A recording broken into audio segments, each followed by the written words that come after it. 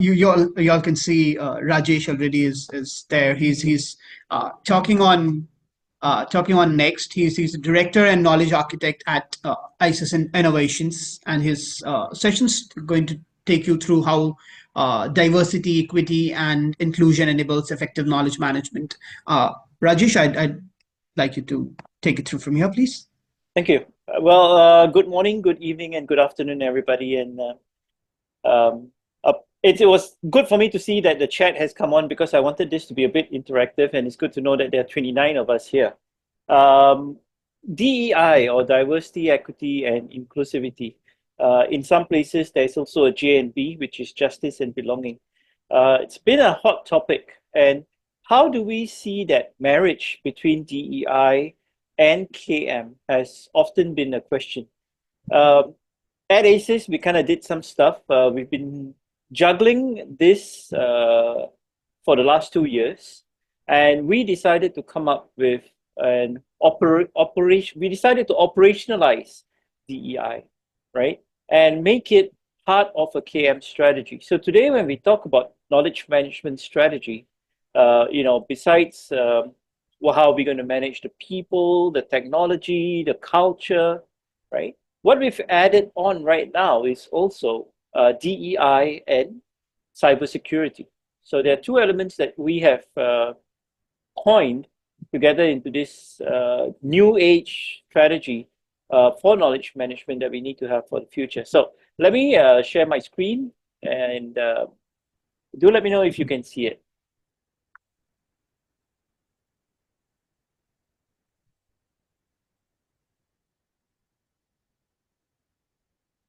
Alrighty, can you guys see the screen?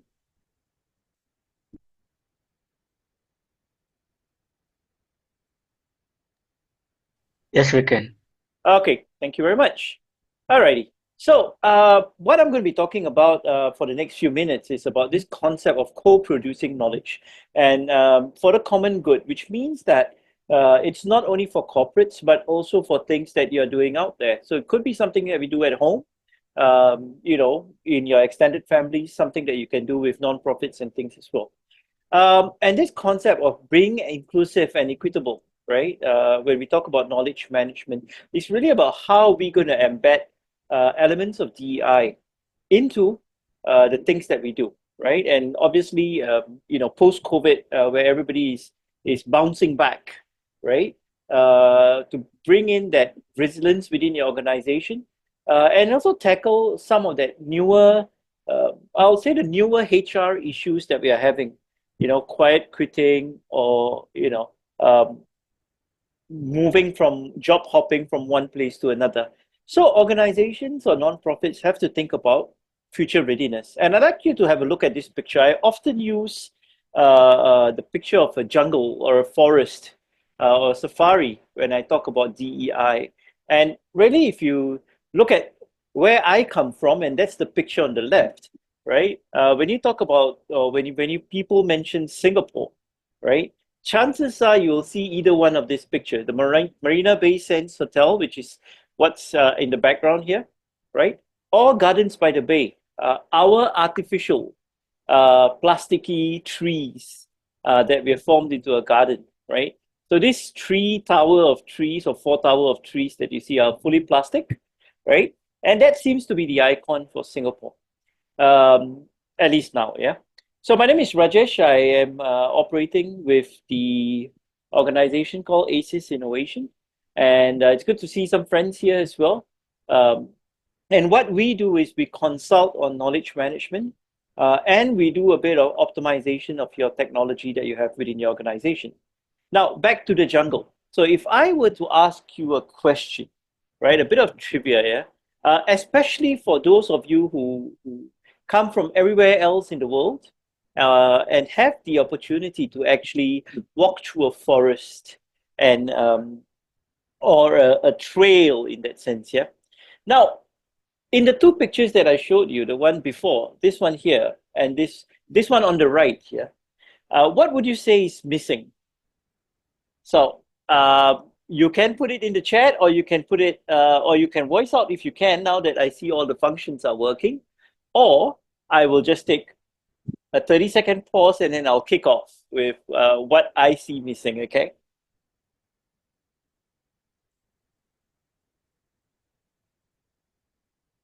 Alrighty, so the last time I showed this We've picture, got chlorophyll, sorry. natural Oh, life, birds, insects, animals. fantastic. Natural life, birds, insects, fantastic. I love this. Chlorophyll, whoa.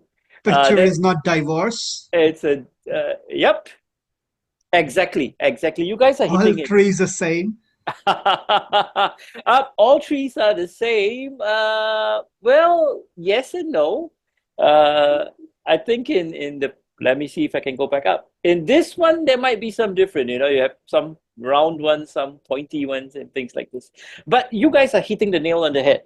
You know, the different kind of animals. You know that you find within the forest, shrubs. We are looking at a top view, and we're not looking at the floor of the forest or the trail, right? So there could be some, you know, a water body or a water stream, you know, and all the other microorganisms that live within the trail.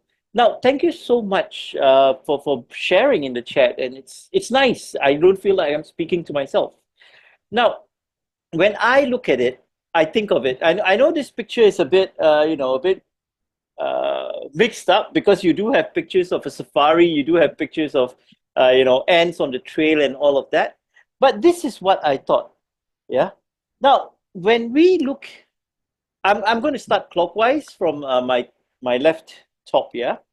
So when we look at a stream, right, and you see all the different animals coming over to have a drink, right? Now, I just call this blind faith, you know. Well, maybe it's trust, okay? But it is blind faith that, you know, we are all here for a drink. We have one purpose. We need water to sustain life. Yeah. And this is what that relationship within the ecosystem is, right? There is a form of trust that's being built.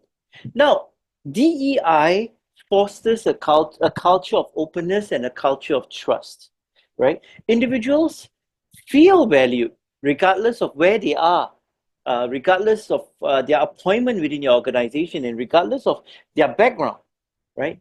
And when we can bring trust into an organization or into that organizational culture, then this is going to promote a greater willingness to share knowledge within your organization.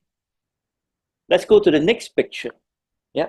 Now, when you have varied perspective, when you have so many different experienced people, what's going to happen is you're going to have this enhanced knowledge diversity within your organization. So DEI actually allows the organization to benefit from all the varied perspectives, experiences, ideas, and therefore the byproduct of this is actually an enriched knowledge pool. And when we can have a knowledge pool that's being enriched, right, we are going to be the, I like to use the word effervescence. It's going to create an effervescence, right, leading to more innovative solutions. So when these people come together, yeah, they talk about ideas, and you know, it could be something that a young new employee who is gaming saw something in a game and had a strategy there and said, why don't we try this at work? You know, and here you are with you know, your lead who's been in the organization doing the same thing for the last 20 years. You know, when you are able to take that diverse ideas, hey, innovation is working for you. Now I'm going to go to my bottom left, and this is one of the best pictures. I like this picture, you know, a little ant carrying that big piece of leaf. Yep. Now, when you have equal opportunity, regardless of the task at hand, right, you understand the person's contribution based on the task at hand. So when this can be done, when there's equal access to opportunities, people feel a sense of belonging. And that brings us to equity. Right? With equity, everyone has access to all these opportunities, and they have a chance to contribute to the organization, and they are able to assess the organizational knowledge as well. Now, when I am able to assess the organizational knowledge, and I'm able to contribute, that the byproduct now becomes a more balanced decision-making environment, right? When we take into account all the different viewpoints, all the different strengths and weaknesses of our people, and we make sure that the teams can complement each other. Now, another thing about DEI is the support it has for a learning culture. Now, there's so much for us to learn from movies like Lion King. I'm just following up on Brandon. Brandon gave me some stress as to talking about movies, right? So I thought The Lion King is a good one, right? Where, you know, in that jungle setting, there is a need for young animals to learn survivability in their case. But for us, then it becomes how do we build that culture, right? Where diverse skills and knowledge are continuously integrated with each other. And from there, we have organizational growth. We have adaptability. Byproduct becomes organizational resilience or organizational readiness, right? The ability to bounce back. And of course, meerkats, my favorite jungle animal, if you ask me, you know. Just like how we started this session earlier, right? I put one of the comments saying, hey, I can't chat. I can't unmute myself. Now, within knowledge management, these two aspects are very important. The need for us to communicate, the need for us to sometimes visually see each other, to look at facial expressions, right? And the need for us to actually voice out certain concerns. Now, when we are able to do this, the environment becomes inclusive, right? And the byproduct is actually improved employee engagement. Now, when employees are better engaged, not only on the happy incidents or happy events, but when they also do cross pollination, yeah, cross department sharing, understanding the needs and understanding the pains, then collaboration improves. Now, ladies and gentlemen, as we've heard all of this jungle example of mine, right? Every one of the DEI elements that we can think of actually becomes a booster to improve how knowledge is shared, how knowledge is transferred, and how knowledge is going to be co-produced within your organization. So there's much for us to learn from the jungle and from the elements of DEI as well. So this concept of making DEI a KM enabler. So we wrote a paper called Operationalizing DEI. And this paper talks about a concept that we have here. We start off with a why, and then there's a little model that we use, which I'll share with you as well. Now, I think as we walk through the jungle example, the safari example, right, we kind of understood the why already. You know, so I'm going to breeze through this, yeah? Enhancing innovation and collaboration, yep, when people talk, when people communicate, when they have access to knowledge, we are going to see an improved contribution towards innovation and towards collaboration as well. Now, when everything is working well, right, and the culture is right, the operational resilience of your organization is going to strengthen. Yep. And when organization and staff have access to knowledge, then we are going to actually start to talk about organizational growth. We're going to talk about how knowledge and expertise can be shared with everybody. It's going to be a fair environment, and everybody's going to be inclusive. Nothing is you know, exclusive only. Of course, with that being said, R&D department usually has to work within their own silo because they're talking about new age technology, new breakthroughs, or new products that they're doing. But other than that, everyone else can talk to each other, right? Now, it brings me back to one of the most important points on why we need operational DEI.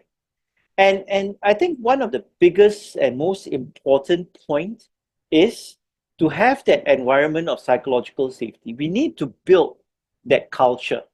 And psychological safety actually is going to be, right, that spark that's going to start how employees are going to communicate, how the ideas are going to be shared, new innovation, and even new knowledge exchange. Now, when I say new knowledge exchange, what I mean is like sharing of best practices, sharing of secret recipes of how we close a certain sales, right? Or how do we manage to be more productive? We can all learn this, right?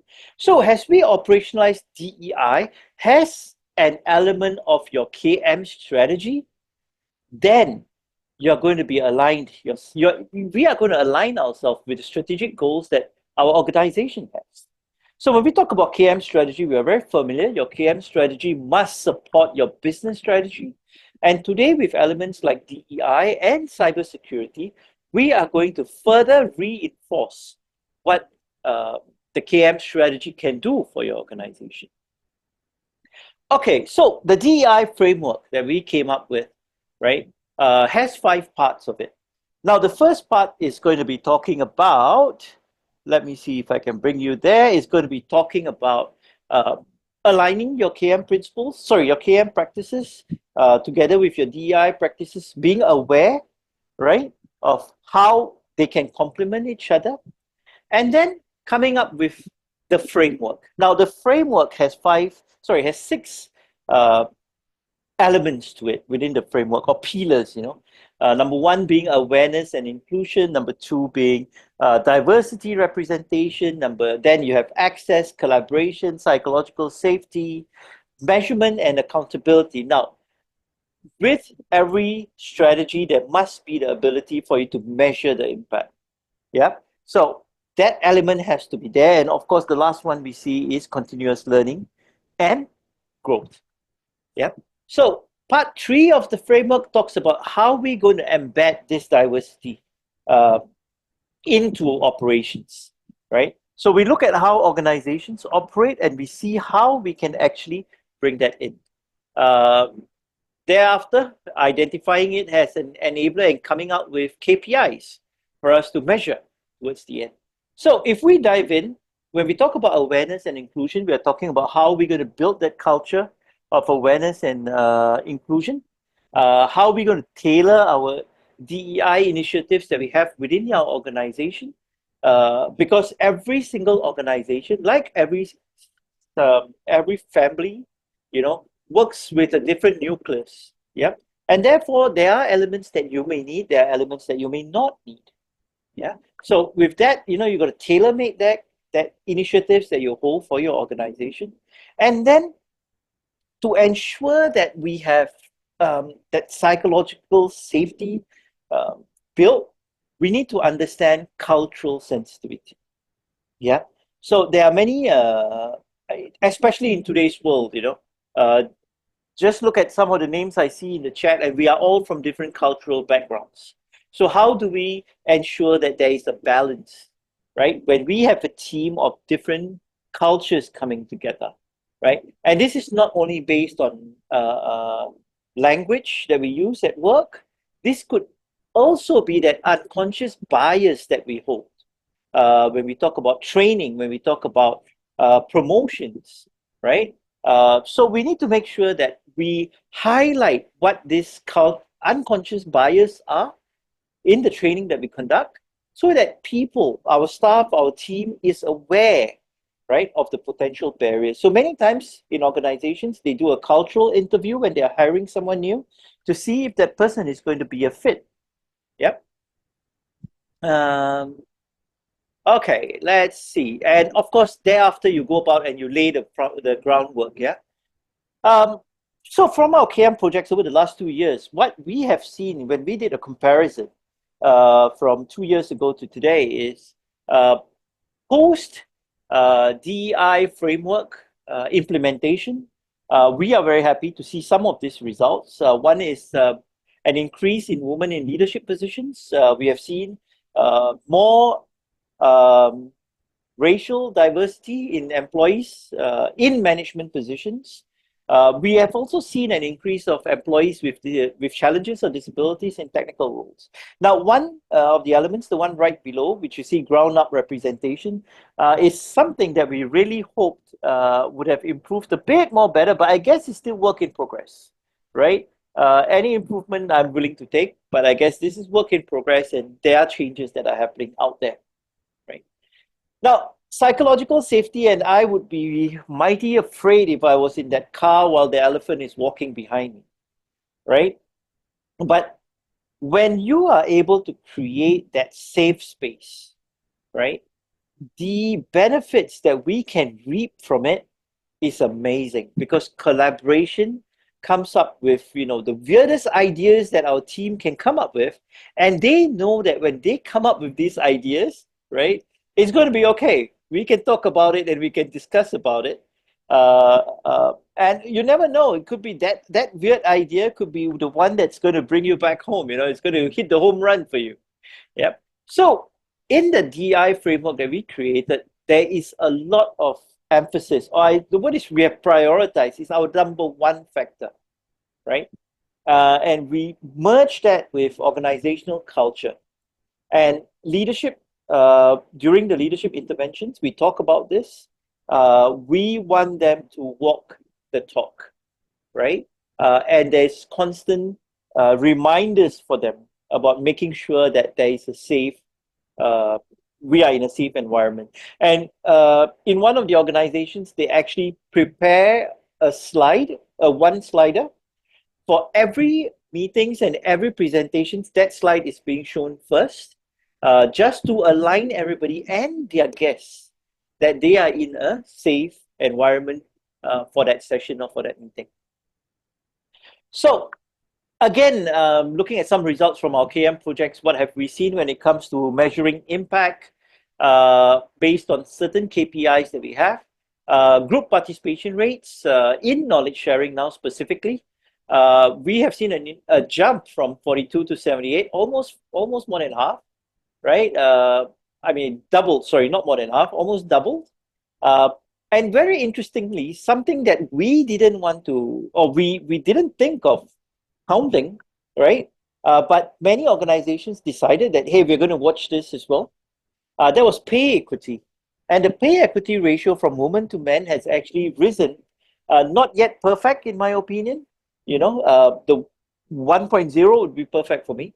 But it has gone up from 0.71 to about 0.92, right? So again, I hope this is work in progress and we keep seeing improvements on it. So in the context of continuous learning and growth, what are the strategies that we can do? Yeah. Leadership development programs is definitely one of it. When we talk about knowledge management, DEI, the importance of cybersecurity, this makes them feel a bit more, they get a bit of structure as to what they need to be prepared for.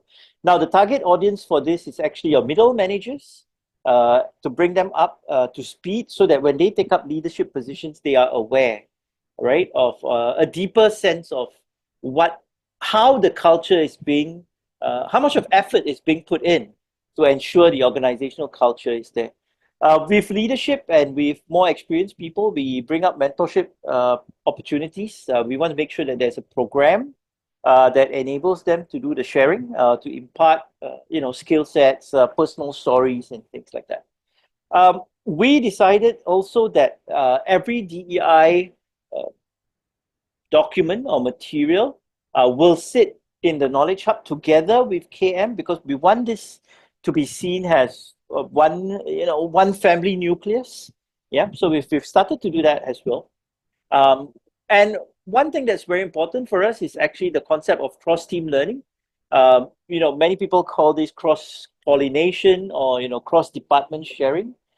In building project teams, there's emphasis to make sure that majority of the departments are represented, and they come together and they talk about the previous project that they did, the challenges that they faced, what they would like to share. So very much like doing an AAR or the entire thing, the BADA and PA, the before action, the during action, and the after action.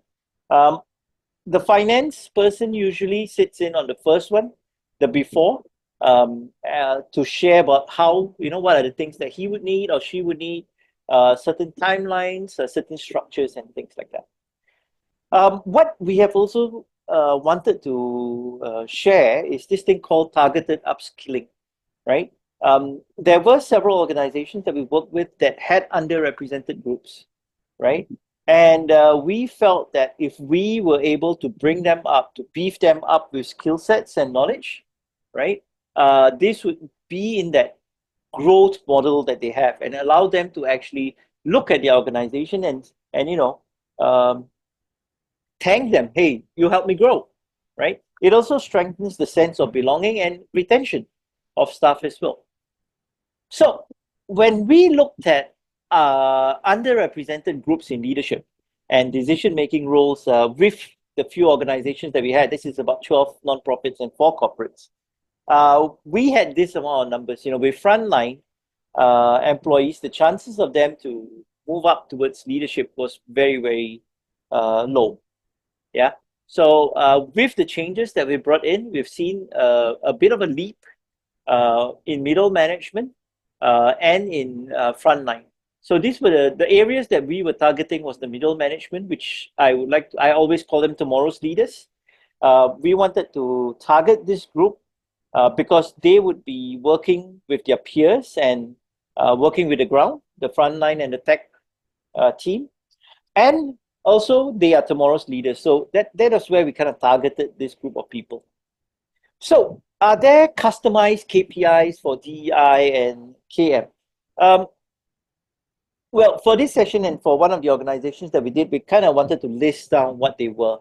Number one, of course, is measuring the accessibility, right? And there was some organizations where, the frontline staff were not even aligned with what were the core values or what was the organizational goal or vision statement and mission statement.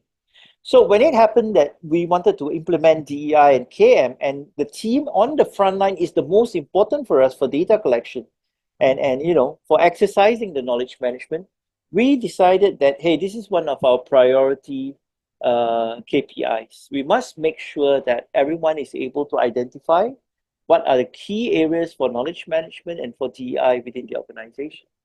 Number two is a dashboard that was created to make sure we analyze what are the current metrics we are having within the organization, and of course gap analysis, right? The gap analysis enables us to actually look at where are the opportunities we have to improve or the threats that might push us downhill. Yeah. Number three is we emphasize a need for cross-functional team sharing. Finance talking to HR, operations talking to finance, logistics talking to productions, all of them coming together when they have a project going on. This synergy has actually sparked a lot of improvement in team efficiency, right? So this is one of the important KPIs that we have. And then we have, looking at leading and lagging indicators because we wanted to keep track of measurement of our progress and project timelines and impact that we were creating. And the last two, implementing data collection and reporting process. For reporting process, we actually reduced the number that they were doing. So using Power BI and SharePoint, we were able to actually push information out using Power Automate as well. And this enabled bosses to be able to, sit in the toilet and look at how sales are going on, right? So information was accessible 24/7 every time anyone logged in, right? And number 6, something that a lot of people forget because they think that, we should just look at our KPIs every time we do a review, and that's every 3 years or every year when they do their work plan again. We kind of said that reviewing your KPI needs to be a bit more often. We need to try prioritize that and move it along. So I am at almost my second last slide. I think I'm okay for timing. Sid, let me know if you need me to speed up, okay? So as we embed, I'm good. Okay, thank you. As we embed, how do we go about embedding this concept of operational DEI and KM into your organizational strategy? 6 simple points that we did, which we already covered. One is understanding and aligning how you're going to integrate DEI and KM strategy. And check this with your business strategy. Do not forget that, yeah? Number 2 is start off with creating that physical safety space, the safe space, right? Which means that leadership intervention has to happen at stage 2. We need to brief them what it is, and we need to tell them how this can happen. Come up with impact measurement. Don't just come up with metrics, because it's no longer a numbers game when you're talking about DEI. Now, many organizations will say, hey, we're not too bad. We have 50% male and 50% female. We're good. We also need to tell people, tell the team that it's about their contribution to making an impact. Yeah. So if we are not hiring you just because you are of a certain gender, but we are hiring you because of your contributions. Now, one big change that I noticed, and this may be a bit more common in the European and the American areas of employment, when we are hiring somebody and there is a resume that comes in with a photograph, that resume is automatically rejected, because one of their criteria for resumes is no pictures. We don't want to know what you look like. We just need to know what you can do for us or how you can contribute.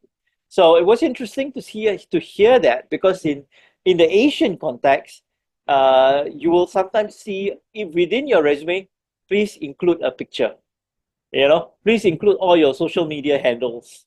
Yeah, so it makes it a bit like, why do you need to do a check on what I say online? So we have to move from impact. We have to measure impact and not metrics. We need to move away from metrics. Yeah. So come on with the concept of continuous learning, embedding KM and DEI into your decision making, especially at the strategic level, which means middle managers and above. Make sure that your organizational strategy for KM and DEI is agile, which means that you can adapt this to the constant market changes, right? And not wait for 3 years when you decide to change a business strategy, right? And lastly, we need everyone to know what we need to do. So we must make sure that there is accountability towards this KPI and there is transparency. Our team should be able to look at it, or everyone within the organization should be able to look at it. So with that, you would be ready to create, scaffold what your framework should look like, or have that conversation. And if you need to, then you can definitely reach out to me. I didn't put a QR code with my LinkedIn, but you can just check my name and LinkedIn and connect with me on LinkedIn. Yeah. So either connect me through Acies Innovation, or you can connect me through my name, Rajesh. Right. So thoughts and questions.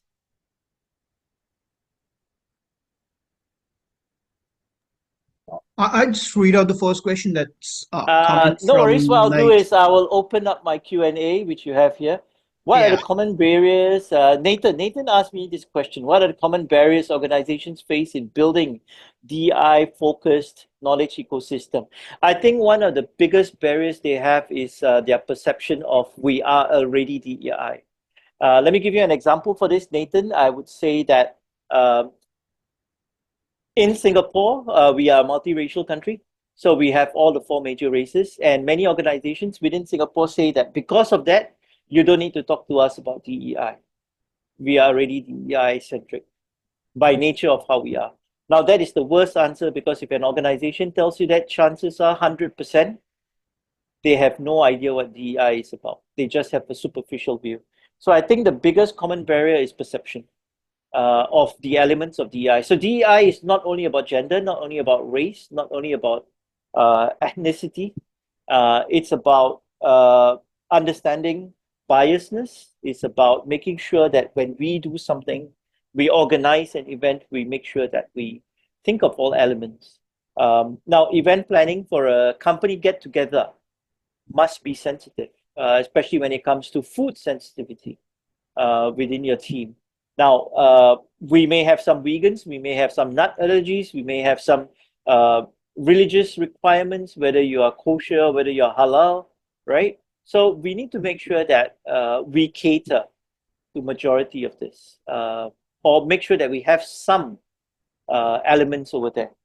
What metrics do you recommend to track the success of DI knowledge initiatives? Karen, that's $1 million question. Now, to be honest, the best way to come up with Your KM and DEI initiatives is actually when you're building your strategy and you look at your measurement index. What is it that you're measuring? Now, the easiest for you to measure would be how knowledge is being shared and what is your contribution rate during your BADAPA. Now, when I say your contribution rate during your AR sessions, let's look at it. If you have a ratio of, if 30-40% of your staff are people from the ground, right? They are the salespeople. Now, then I should be able to see the largest contribution of the AR coming from there because these are the frontline people who are representing. I can give you a story here. So I did go to Indonesia to speak to a client, and it was a long drive. So from the airport, there was, I think it was a 90 minutes drive to the factory. Yeah. And they sent me a driver. And as we were going on our 90-minute journey, along the way, this chauffeur, right, was explaining to me about, hey, you know, these trees were planted by our organization, and we have a program where we empower tree planting, and because of planting of these trees, we have planted X 100,000 of trees. We also employ the gardeners, the people who come and water the plant, the people who come and upkeep the plants along the drive, right? And when we passed by a school, there were some children who were playing, and he said, "Oh, we also run a program for sports to bring badminton." It was badminton, right? For the children. So the company sponsors some of this, and my kids. So he was telling me, my kids, when they go to school, they do this. So then, when he started out with that, I started asking more questions, about what they do. And mind you, this is the first time I'm going to the factory. Everything I know about them is through virtual, right? And when I reached the factory, I already had an impression from the ground. So here's a chauffeur, yeah? He's not an executive, he's not a middle manager, he's not a director, nothing. No fancy PowerPoint slide, but he was able to tell me everything the company had done for him. So when I reached the organization, and when we were doing a 3-day workshop on KM and communities of practice, and I told them, you sent the correct ambassador of your company to pick me up. And the director was completely confused. He gave me a look. He said, "We didn't send anyone to pick you up." I said, "You did. That was the best ambassador that you had." So he was an ambassador of the company. Now, militaries practice this. So when I was in the Navy and when we went to overseas, and I would tell all my crew the same thing. I said, the minute you walk out of the ship, you're an ambassador of Singapore. So if you do something, you are representing Singapore. Good, bad, or ugly, yeah? So I think in that context, I would use how knowledge is being shared, how knowledge is being transferred, and from who, not just how, but from who, to be one of the metrics that I do. Rajesh, where did you get the gender gap from of 0.92? All the numbers I'm aware are much lower these days. Definitely interesting. Let me reach back to my team and find out where they pulled it. We had a research assistant in NTU do this for us. And sorry, these numbers are for the organizations that we work for. So remember the projects that we've done over the last 2 years with that organizations that we worked for? These were the numbers for these organizations, not it wasn't a Google thingy, right? So we didn't Google it. This is just the 12 non-profits and a few corporates that we did work for. So the data is ours, yeah. Give me a second, let me see what I'm supposed to do. I've got one from anonymous. How can organizations ensure that DEI initiatives in KM remain relevant and sustainable? So the last KPI is for us to always, review it with changes in your organization. Now, you may have just employed someone who is physically challenged. And this was a school in Indonesia that we went in when we did one of our projects. It was a private school, 4-story high. And they decided that they will have, they decided that they had some students who were physically challenged, right? Now, so they were very proud to tell us that, we are DEI centric. We actually built a lift for this group of students who were on wheelchairs or were physically challenged. And so sometimes organizations look at the big picture and they think, well, we need to get something expensive. Do you know what they didn't do? Now the entrance to the washroom, it still had a step, and they never thought of it, because it was so natural to just walk into the washroom, right? That they never thought of how would someone who is challenged go through it. Yeah. So what would happen is that there would be another student who is helping this student, and he would tilt the wheelchair up and then put him down again. And I went like, hey, you forgot the simplest thing, So you have to look within your organization. That's why you can't wait to review your KPIs after a year or 3 years. It has to be something that's maybe a quarterly review, yeah? What tools or platforms do you recommend for embedding DEI principles for KM system? Okay, we created something using SharePoint and Power BI, where feedback mechanism is coming in. So one thing that we don't do is we are not product ambassadors of any product. That's something that we at Acies do a bit differently. We tend to look at what the client has, and then how can we keep costs low to improve on what you have. So we have some developers with us, and we look at systems that you have, and we build that in. Farouk has another question here, and his question is, how can organizations balance integration of all of these diverse perspectives in KM while ensuring psychological safety, maintaining productivity, and driving a cohesive culture that aligns with long-term strategic goals and resilience? Oh my goodness, Farouk. The simple answer is get me to do it for you, but no. Okay. I think the balancing act is challenging. So your KM strategy, now remember your KM strategy needs to be reviewed as well. So I think when you build your KM strategy, a lot of people like to build a little diagram, like a roof, your 4 columns in your roof, and the governance picture of how your KM strategy is going to be. It would be nicer if you do a circle because it's forever evolving, right? Or spiral, yeah. And I think how you integrate this it's a bit of hard work. So in one of the organizations that we work with, we came up with a 3-year plan. Yeah, it's not going to happen overnight. We came up with a 3-year plan, and we started embedding DEI elements into their KM strategy development. And then we tackled a couple of their different groups within the organization. Now, I always like to go in with the middle managers first, right? After leadership, that leadership conversation that we have, the first target group is always the middle managers, because this group of people are your cheerleaders. They can tell us what's happening on the ground, and they can tell us the stress that they feel from upper management, and they are there. They're stuck in the middle. They're almost like the sandwich generation. Yeah, that would be it. Oh, hang on, that question went away. I can Okay. put it back for you. It was a long question. I couldn't remember. I see something in the chat. Let me. It's under answered sections. Sorry, I beg your pardon. I'll also put it on chat for you. Okay. Okay, I see it now. So rebuilding your reorganizing your KM strategy would be a good start. Now, psychological safety is unfortunately we don't tackle that with middle management. That starts top down.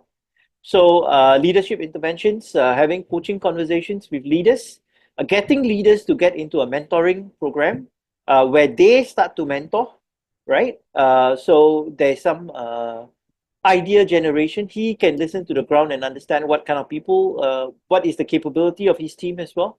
And then starting to get a bit more into the picture of how the company is being run, right? Driving a cohesive organizational culture. Yes, so driving culture is super hard work, right? So for one of the groups that we worked with, it even included that every time the CEO speaks, and this was about it was about an 800 group. This organization had 800 staff, and the CEO was very vocal. He would speak to them numerous town halls and numerous sessions. So what we did is we made sure that we allocated nuggets of KM and DEI for him to include into every time he had to speak to the people. So there was actually a folder that was created, and every town hall, right? He had a paragraph on KM and he had a paragraph on DEI. So everyone on the ground understood that he is walking the talk and singing the song as well. And when it became something that was being repeated over and over again, the culture just changed. Now, physical spaces play a part as well. So how your organization is being built for sharing of knowledge, that being your whiteboards, your tables that you can scribble on, your Kanban boards, or how's your Scrum tables or your Scrum schedules are being shared.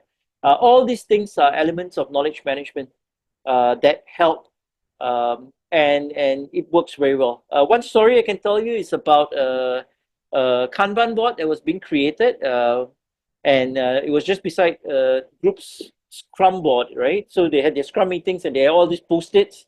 And what they did is, by the side of it, they had spare post-its that if anyone walked past and had an idea or had an improvement, they could write it on that post-it and they could paste it there. So there was one post-it set that was a different color, and that were ideas from anyone on the ground, anyone in the entire organization who walked past it. Now, what it also meant is the ideas that they had that was being on their Scrum board was being able to be seen by every other team. So all the other teams suddenly began to level up, and we were growing as one. Yeah. Organization aligns with long-term strategic goals. All right, long-term strategic goals and resilience, that's all about making sure your KM strategy is aligned to your business strategy. And if you're that and your business strategy, I pray it's not a 1-year strategy, it's at least 3 to 5, then we are getting there. Yeah, Farouk, I hope I answered your question, Farouk. We are good. That's all I have. Alrighty. Yep, no more questions, at least for now. Rajesh, thank you. That was wonderful for you to take the time out and so patiently answer all these questions that had come up from our audience.